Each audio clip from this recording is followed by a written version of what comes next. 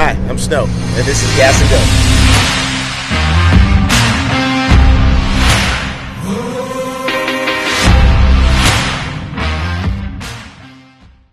Go. All right, welcome back to another installment of Gas and Go with Snow. Now, last time we were here at Revolt Systems, right? The Mustang, Dr. 733, was in the early stages of production. Now, that being said, let's talk about Dr. 733. How long has it been since the last time we were here? Oh man, you guys were here, what, October, November? Yeah. So we've had a lot on our plate. Yeah. There's a lot of progress has been made since the last time you guys saw Dr. 733. Last time we were here, we didn't have, an actual roller.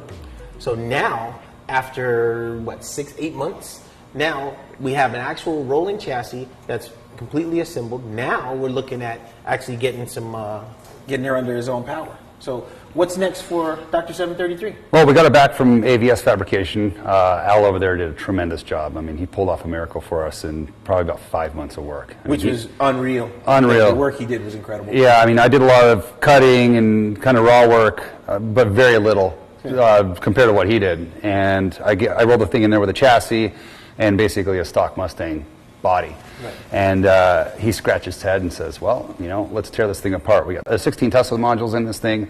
We have our Revolt motor, which is based on the Tesla core, and that's a lot to put into a car this small. The average Tesla is almost 5,000 pounds. This car stock was about 2,800. So what's it tipping the scales at now? We're right about 36. 36. So we picked up a little bit of weight, but that's normal because we put a Roadster Shop chassis on it. We added some weight to it. We have a full 90 kilowatts. That means, like when you guys see a Tesla, it says P90. That's how much battery capacity it has. So this has just as much capacity as a Tesla. Huge question for you. Me, live and die American muscle. Why do this to a 65 Mustang? Well, why not? Best answer ever. Well, one of the reasons is my first car was a Mustang. Okay. I had a 67 Ford Mustang, loved it, it was fun. I always liked the 65s. I don't know why, they had the smaller body, they're a little bit tighter looking. Yeah. And of course, you always want what you don't have.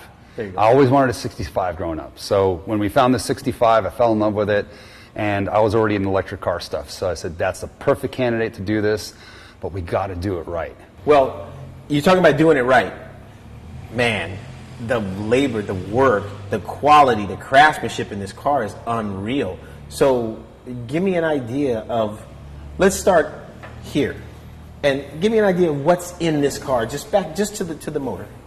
So we do have to cool two different things here. Okay. The drive unit and all electronics inside of it, and also we have to cool the batteries. Batteries get hot. So we do have two small radiators up front to cool both systems. Okay. So that's basically from the front of the car. That's what we're looking at. Those are all custom built by AVS Fabrication. All the shrouding was done by him. All the intense labor that you see was done by Al over there. Because this is a one-off car. It's something that's very particular to this particular system. Right. So we had to do it right. The batteries, now we're working our way back a little bit. These are out of a Model S, a 90, a P90 I think they came out of. Yeah. And these, as you can see, they're liquid cooled back here, and we have our leads up front. So we had to figure out how to put these in the car for weight distribution. Right. So we did some math on paper of where the car likes to sit, how much each module weighs. Yeah. We decided to put 4 of these up front. There's 2 down at the bottom where... Yeah, 2 stack, 2 on the side. Yeah, 2 stack and 2 on the side of the fenders. Okay. Yeah. I didn't really want to go up this high because of the center of gravity. Yeah, you want to keep the center of gravity a little lower? Yeah, but we really didn't have a choice. We have tons of room in this car. As you can see, I could probably still fit a V8 in here. Yeah. But I wanted to keep the engine bay really super clean. Al and I have this vision of this car to keep it open and really focus the attention on what we built, which is our motor down below. Right. So now going back a little further, the part that you see up front right here, that is the inverter housing. Yeah. So all the electronics sit in that particular round space up front, and I call that my revolver. Yeah. All right. So your revolver, right? And it totally looks like a cylinder for absolutely. That's what it's modeled after. That's what's making what's pulling the amps for the motor. So right? basically, so you take all the DC, convert it to AC, and absolutely. So that's the inverter. It takes all the, as you said, all the DC power comes into there. That gets pushed into the motor, and that controls how much torque, how much RPM, and basically how much power you're applying through the throttle. Okay. Yeah. And that's also liquid cooled. So we actually have 3 different components in there. We have the rotor, the stator, and the electronic converter that we all cool as well, because all that stuff gets hot. We're pushing quite a bit of amperage through this. What kind of amps you pushing? Let's say to sustain this guy at 70 miles an hour. Depends on how you drive it, but we can max out, between 12 and 1500 amps.